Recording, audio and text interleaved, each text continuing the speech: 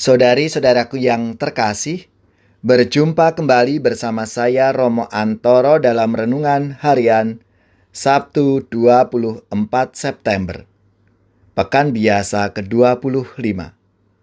Semoga kita bersama keluarga, komunitas kita, di akhir pekan ini selalu dalam keadaan baik, sehat, dan tetap bersemangat. Hari ini kita akan merenungkan Injil Suci menurut Lukas, bab 9, ayat 43b sampai 45. Marilah kita mengawali renungan kita dengan tanda kemenangan Kristus. Dalam nama Bapa dan Putra dan Roh Kudus. Amin. Semua orang takjub akan segala yang dilakukan Yesus. Lalu Yesus berkata kepada murid-muridnya, "Dengarlah dan camkanlah segala perkataanku ini. Anak manusia akan diserahkan ke dalam tangan manusia." Mereka tidak mengerti perkataan itu, sebab artinya tersembunyi bagi mereka, sehingga mereka tidak dapat memahaminya. Dan mereka tidak berani menanyakan arti perkataan itu kepadanya. Demikianlah sabda Tuhan. Terpujilah Kristus. Saudari-saudaraku yang terkasih, dalam sabda Tuhan hari ini dikatakan bahwa mereka tidak mengerti perkataan itu sebab artinya tersembunyi bagi mereka, sehingga mereka tidak dapat memahaminya.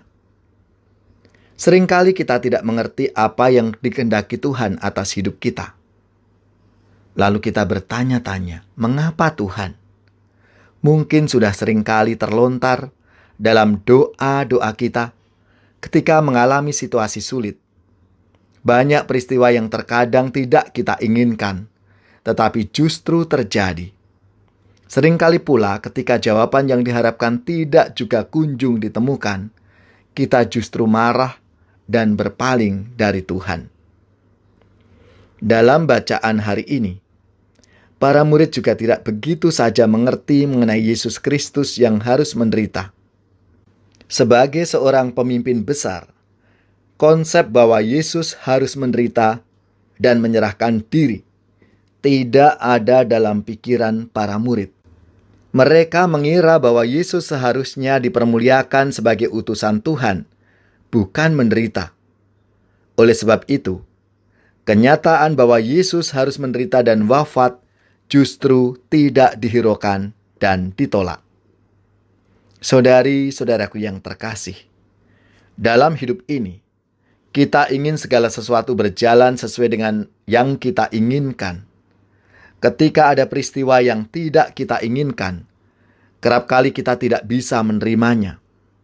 Hal ini sama dengan yang dialami oleh para murid. Mereka tidak bisa menerima kenyataan pahit akan nasib sang guru. Akan tetapi, justru di balik semua peristiwa pahit yang kita alami, ada kemuliaan Tuhan yang menunggu untuk dianugerahkan. Sesudah sengsara dan wafatnya, Ia bangkit dengan kemuliaannya dan mengalahkan maut. Karena tanpa sengsara dan wafat Kristus, tidak pernah akan ada warta kemuliaannya. Begitupun kita. Jika mau memanggul salib kehidupan dan bersandar pada Allah saja, maka karya Tuhan akan dinyatakan dalam diri kita.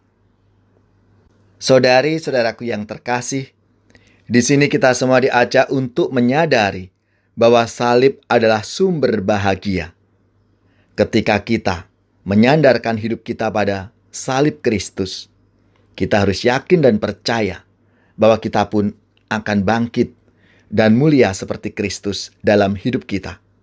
Marilah kita mohon rahmat-Nya supaya kita diberi kekuatan untuk mengikuti jalan salib-Nya dan akhirnya mengalami rahmat, kebahagiaan, dan kemuliaan bersama Tuhan. Tuhan Yesus, semoga kami bersandar dalam penderitaan dan senantiasa berpengharapan dalam iman akan Engkau. Di depan salib-Mu Ku tersungkur, ku puja ya Tuhan, sengsaramu telah kau berikan perutusan, menunjukkan salib jalan hidup.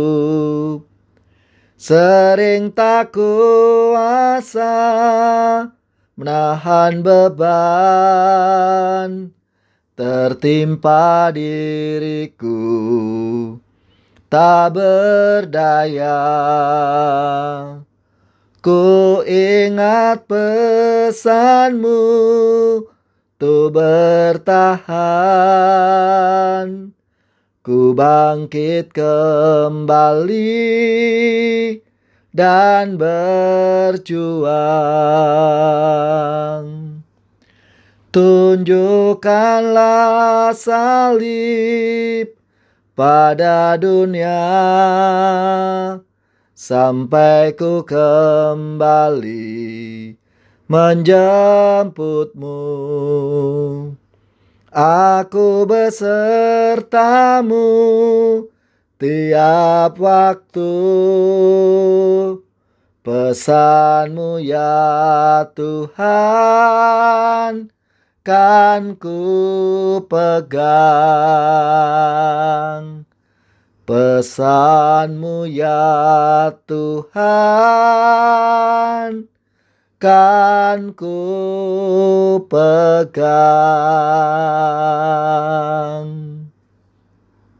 Semoga saudara-saudari sekalian, keluarga-keluarga dan komunitas kita, orang-orang yang kita doakan, mereka yang sakit, yang menderita, seluruh tugas, belajar, pekerjaan, usaha, serta karya pelayanan kita dibimbing, dilindungi dan diberkati oleh Allah yang Maha Kuasa, Bapa dan Putra dan Roh Kudus. Amin.